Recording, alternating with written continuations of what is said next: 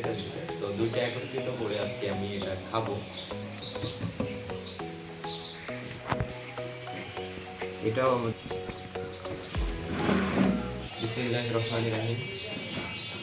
আমাকে আগামীকালকে যে একটা গিফট দিছিল যেটার মধ্যে এই আমটি ছিল, কোনটা ছিল মনে নেই, এই যেটা ছিল কালকে এই আমটা ছিল যেটা আমাকে গিফট করেছিল, মানে কে দিছিল দেখি নেই, বাট আজকে এটা দিছে।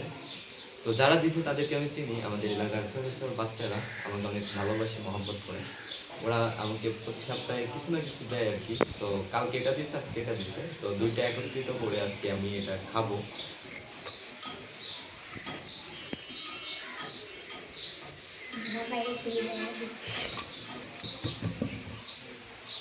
So I hope you stop.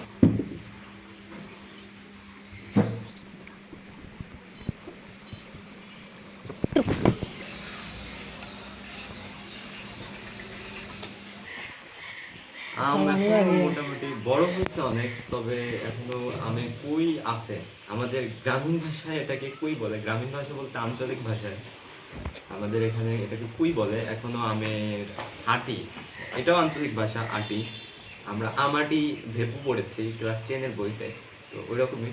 তো আমে এখনো কুই আছে, বাট আটি হয় নাই, তো এজন্যই আর কি খাওয়া একটু সমস্যা। ভিতরে যেটা থাকে ওটা কিন্তু অনেক তিতা হয়, তো ওটা আমরা ফেলে দেবো। তো এ পর্যন্তই। আচ্ছা যাই হোক, এটা আমরা রেখে দিই। একটা সুলসি আর একটা আছে, এটা হলেই হবে।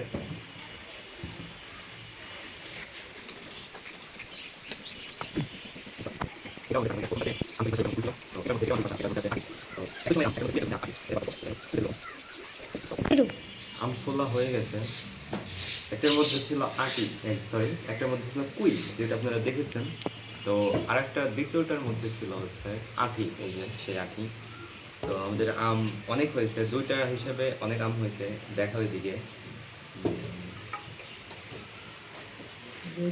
আম দুটা অনুমানে অনেক বেশি হয়েছে। তো আজকে বেশি কিছু দেবো না, শুধু লবণ দেখাবো। হ্যাঁ, তো আমরা এই আমের মধ্যে দেবো লবণ, মরিচের গুঁড়া এবং ধনে গুঁড়া, যেটা হজের গুঁড়া বলে। তিনটা জিনিস দিয়ে আমরা আম মাখাবো। বাড়তি আমরা যেটা দিতে পারি সেটা হচ্ছে সরিষার তেল। তো যাই হোক, আমি এখান থেকে দিয়ে দিই।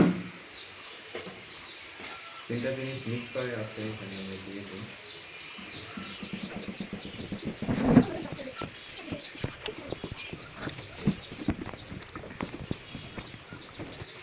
আমার আম মাখানো কমপ্লিট।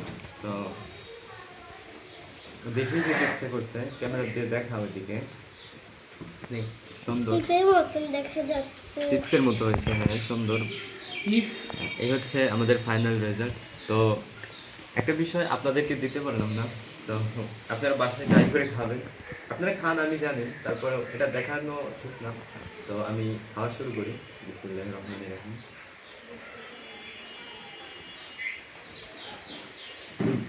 মাশাআল্লাহ, অনেক সুন্দর। শুকরিয়া, আলহামদুলিল্লাহ যে আমি আম খেতে পারছি। আল্লাহ তাআলা আমাকে খাওয়ার তৌফিক দিতে। তো আজকে এ পর্যন্তই।